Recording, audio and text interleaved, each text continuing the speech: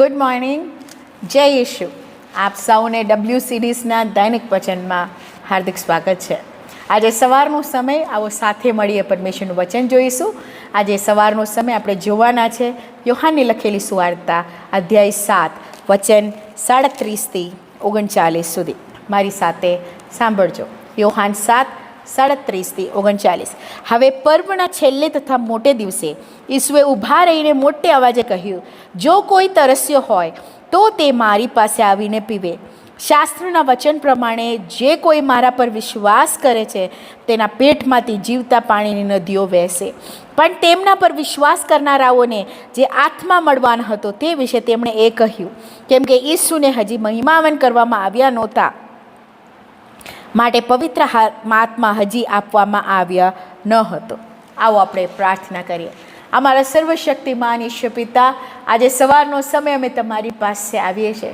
તમારા મહાન કૃપાને માટે ધન્યવાદ. આ નવો દિવસ માટે ધન્યવાદ. તમારી ઉપસ્થિતિ અમારી મધ્યમાં છે માટે ધન્યવાદ. આજે સવારે પરમેશ્વર જે વચન તમે અમારા માટે આપ્યું છે એ વચન દ્વારા અમે આશીર્વાદિત થઈએ. ઈશ્વરના પવિત્ર નામથી અમે માંગીએ છીએ.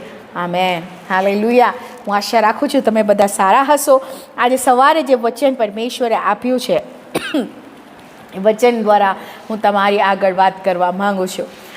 જ્યારે આપણે 7મો અધ્યાય જ્યારે શરૂ કરીએ છીએ ત્યારે આગળના પહેલાં 2 વચનમાં ખબર પડે છે કે અહીંયા કયા પર્વના વિશે વાત કરવામાં આવ્યું છે. માંડવાના પર્વ વિશે લખવામાં આવ્યા છે.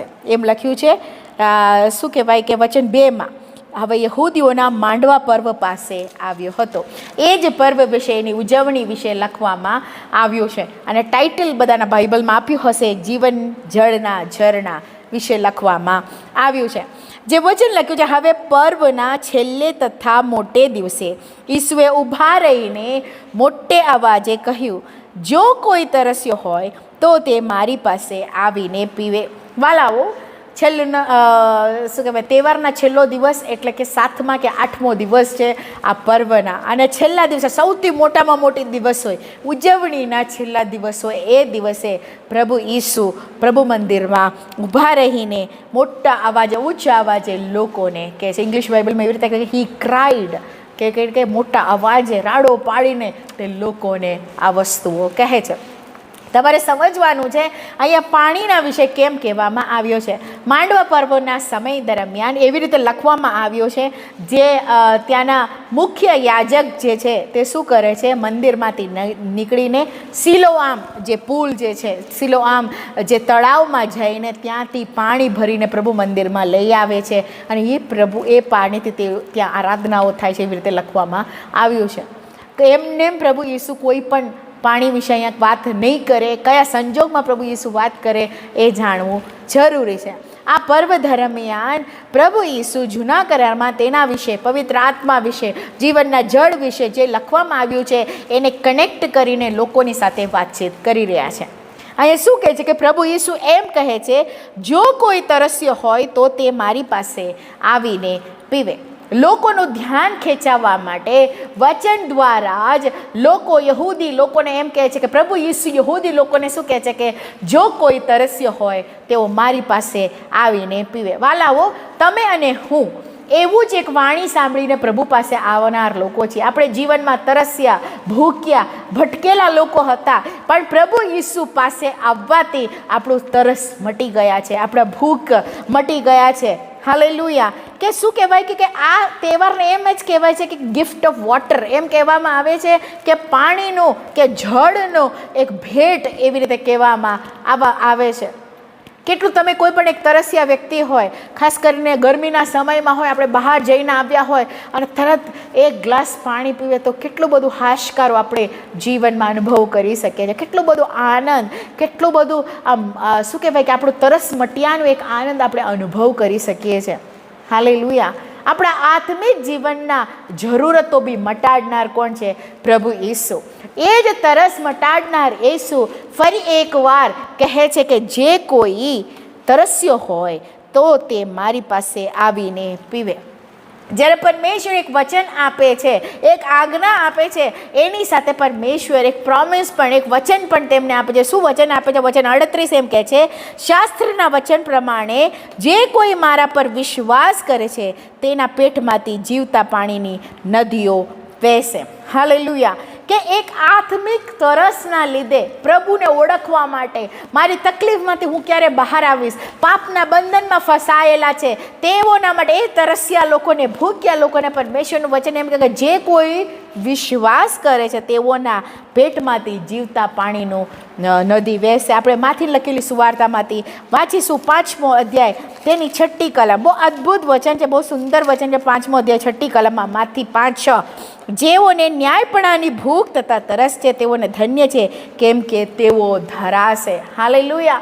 પરમેશ્વરનું વચન આપણી પાસે આવે છે. પરમેશ્વરનું વચન દ્વારા આપણા ભૂખ ને તરસ મટેલા લોકો છીએ. જો તમારી ભૂખ ને તરસ હજી મટ્યું નથી, તેનો અર્થ એવું છે આપણે પૂરેપૂરું પરમેશ્વરના વચનમાં આધીન થયા નથી, પરમેશ્વરની પાસે આપણે આવ્યા નથી. આપણી આસપાસ તમે નજર ફેરવીને જુઓ, કેટલા લોકો ભૂખ્યા અને તરસ્યા છે, આત્મિક અંધકારમાં ફસાયેલા છે. હજી પણ સવારે ઉઠીને જ ઘંટી વગાડે છે. એના ધાર્મિકતા, પ્રભુને મળવા માટે એ ગમે તેવું કાર્યો કરે છે. અમુક લોકો પગપાળા યાત્રા કરે છે, અમુક લોકો આડોટીને પ્રભુનું દર્શન કરવા જઈ રહે છે. પણ વાલાઓ, પ્રભુ ઈસુ તમારાના મારા જીવનમાં જીવનનું જળ લઈને આવ્યા. તમે ને હું તરસ્યા ના રહીએ, આત્મિક જીવનમાં તરસ્યા ના રહીએ, પણ વિશ્વાસમાં મજબૂતમાં આગળ વધીએ. હાલેલુયા. કેટલું અદ્ભુત બાબત છે.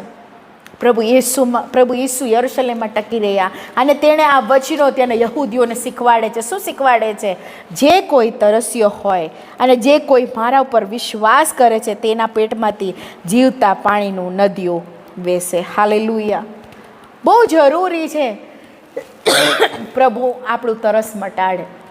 આપણું તરસ મટાડવા માટે આત્મિક તરસ, ખાસ કરીને આત્મિક તરસની વાત કહું છું. આપણે ઘણી બધી જગ્યાએ ભટકતા હોઈએ છીએ. આપણા વિચારોને શુદ્ધ કરવા માટે, ખાસ કરીને આપણા પાપમાંથી આપણને પૂર્ણ છુટકારો મેળવવા માટે. ઘણીવાર આપણે આપણા પાપમાંથી સંપૂર્ણ છુટકારો આપણને મળતું નથી. આપણા વિચારોમાં આપણે ખોવાયેલા છે. આંતરિક પાપો આપણે ધોઈ નથી શકતા, પણ પરમેશ્વરનું વચન તમારી ને મારી પાસે આવીએ છે. આપણે દબાયેલા છીએ, આપણા વિચારોમાં દબાયેલા છે, બીમારીમાં દબાયેલા છે, તકલીફોમાં દબાયેલા છે. શું તમે એ છો? તો તમારા પાસે આજે પરમેશ્વરનું વચન આવીને એ કહે છે કે તમે મારી પાસે આવો. હાલેલુયા. તમારા પેટમાંથી જીવતા નદીઓ વહેશે. હાલેલુયા. આપણામાંથી ઘણા બધા લોકો પ્રભુએ તરસ મટાડેલા લોકો છે. શું આપણા જીવનમાંથી, આપણા પેટમાંથી, આપણા સ્વભાવ દ્વારા આ જીવતા નદીઓ વહે છે કે નથી? તેમના માટે આજે એક ચેતવણી રૂપ છે કે પરમેશ્વરનું વચન કે મારા સ્વભાવ દ્વારા, મારા વિચારો દ્વારા, મારા વાણી વર્તન દ્વારા શું પરમેશ્વરને મહિમા મળે છે કે નથી?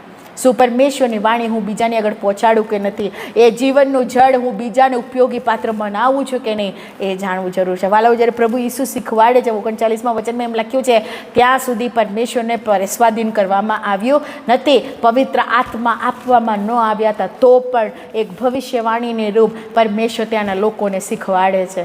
આજે પરમેશ્વર આપણી પાસે એ વચન ફરી એકવાર લઈને આવીએ પૂછી રહ્યા છે, શું તમારી અંદર જીવનનો જળ છે? એ જળ દ્વારા તમે જીવો છો, એ જળ દ્વારા બીજાઓને તમે ઠંડક પહોંચાડો છો, બીજાના જીવનમાં તમે કાર્ય કરો છો, તમારા વાણીઓ દ્વારા, વર્તન દ્વારા તમે તમારા નોકરીના સ્થળે તમે એવું કરી શકો છો કે નથી? હાલેલુયા. સમજવું બહુ જરૂરી છે. આવો આપણે આંખો બંધ કરીએ, પ્રાર્થના કરીએ. અમારા સર્વશક્તિમાન ઈશ્વર પિતા, અમે તમારી પાસે આવીએ છીએ.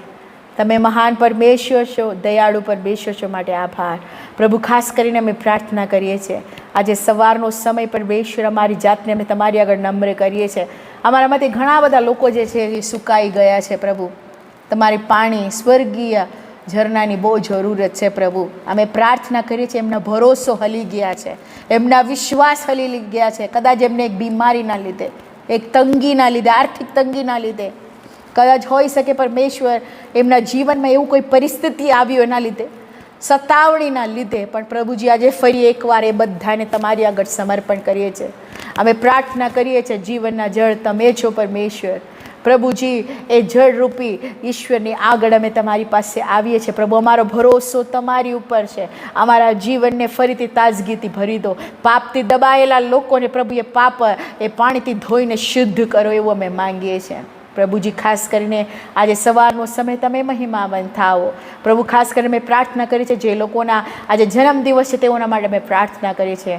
પ્રભુજી, એમના દિવસને આજે આનંદમય બનાવો. જે લોકોના લગ્નના વર્ષગાંઠ છે પ્રભુ, એમને આશીર્વાદિત કરો. પ્રભુ, પાછલા વર્ષમાં કદાચ દુઃખી અનુભવ્યા હશે, પણ આ નવું વર્ષ આશીર્વાદનું બને તેના માટે અમે પ્રાર્થના કરીએ છીએ. જે બીમાર છે પ્રભુ, એમને તમે સ્પર્શ કરો. જે નિરાશામાં છે તેઓને આશા આપો. તમારી આશામાં તેઓને ચલાવો એવું અમે માંગીએ છીએ. પ્રાર્થના સાંભળી બદલ આભાર. ઈશ્વરના નામથી અમે માંગીએ છીએ. આમેન.